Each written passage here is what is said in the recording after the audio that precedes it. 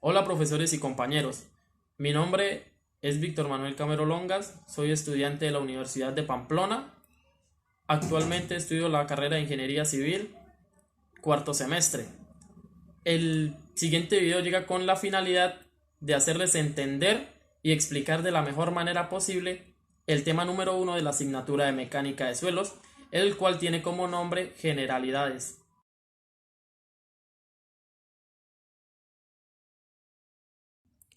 La mecánica de suelos es la aplicación de las leyes de la mecánica y la hidráulica a los problemas de la ingeniería civil que principalmente se relacionan con el suelo, que el cual es utilizado como material estructural.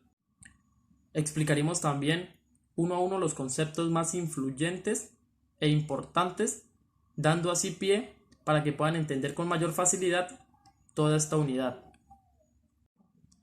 En el video iré añadiendo temas también muy importantes como son las propiedades físicas y químicas de un suelo, cómo es el tratamiento de una muestra tanto alterada como inalterada, también cómo es el proceso para su muestreo y su recolección para que la persona que está realizando el estudio también pueda diferenciar fácilmente los estratos presentes en él.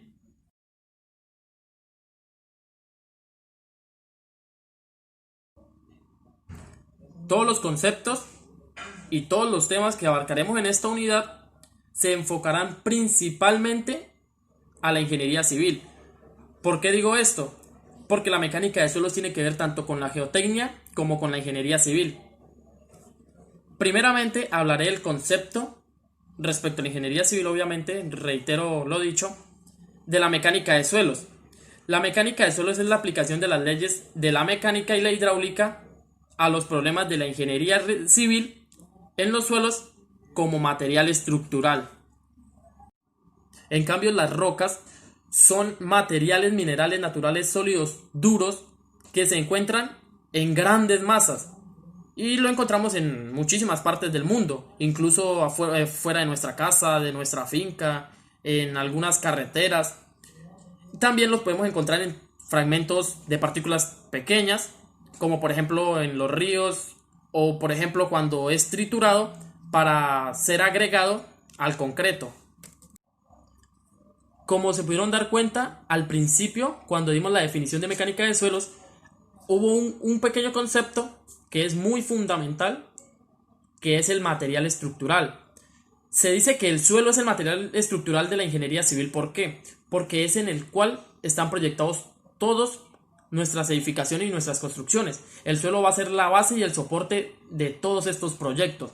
El material estructural es la combinación de elementos de uno o varios materiales que están dispuestos de forma apropiada para resistir grandes esfuerzos y deformaciones presentes en el suelo, con el fin de así hacer más propicio una construcción segura y estable. Hay dos referentes muy importantes respecto a las estructuras. Hay una estructura natural y también hay una estructura artificial. La natural podemos decir que es la que obviamente ha sido creada por la misma naturaleza sin intervención de nosotros como personas o como hombres, lo cual como ejemplo podríamos dar arrecifes, santuarios, cuevas. En cambio las artificiales es todo lo contrario. Principalmente hay intervención de mano humana o de hombres, como por ejemplo los edificios, los puentes, las casas o cuando alteramos un terreno para hacer más adecuada nuestra proyección. La toma y la recolección de muestras, también conocido como levantamiento de suelos, se hace con un solo fin o con un fin principal, que es el de estudiar las propiedades y los componentes que tiene el suelo en el estado natural. También se pueden llevar a laboratorios para hacer estudios aún muchísimo más detallados. La profundidad perfecta para realizar este muestreo es a 2 metros y de anchor también a 2 metros. ¿Por qué? Para facilitar aún muchísimo más el muestreo o la obtención. Existen dos tipos de muestras, la muestra inalterada y la muestra alterada. La inalterada es la que conserva, por decirlo así, todos sus componentes en el estado natural in situ.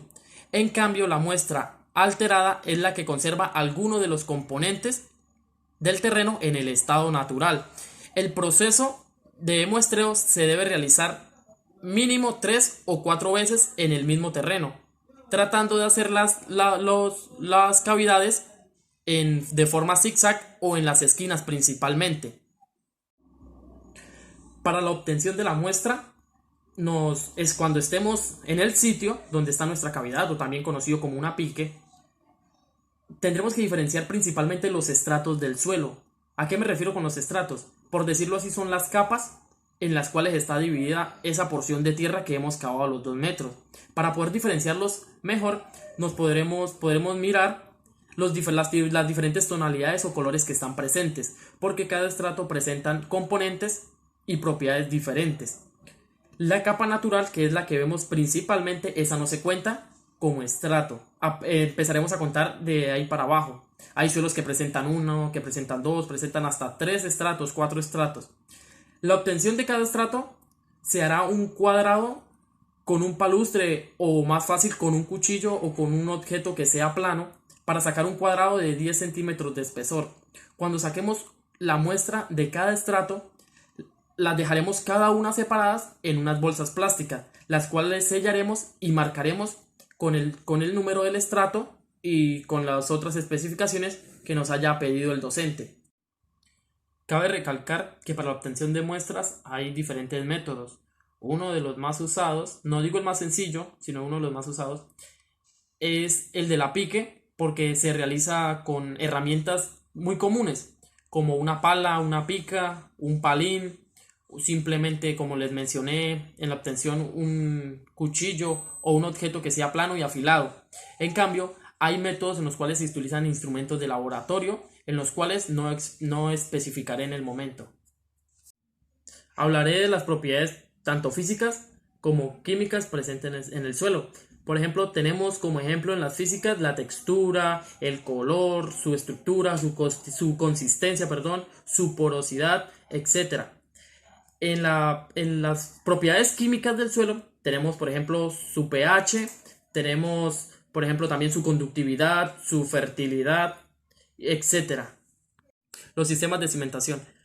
Las cimentaciones son la parte estructural del edificio. Son las encargadas de transmitir los esfuerzos al terreno. Por eso decíamos un principio que el suelo era el material estructural de nuestros proyectos y de nuestras obras. La finalidad de la cimentación es garantizar que las estructuras estén estables y así reducir a cero los daños materiales. Los cimientos superficiales son aquellos que se encuentran en las capas superficiales del suelo y son capaces de soportar, por decirlo así, cualquier tipo de carga. Y también tenemos los cimientos ciclópeos, que son los que están conformados por el 60% de fragmentos de roca que son situados a mano en el concreto.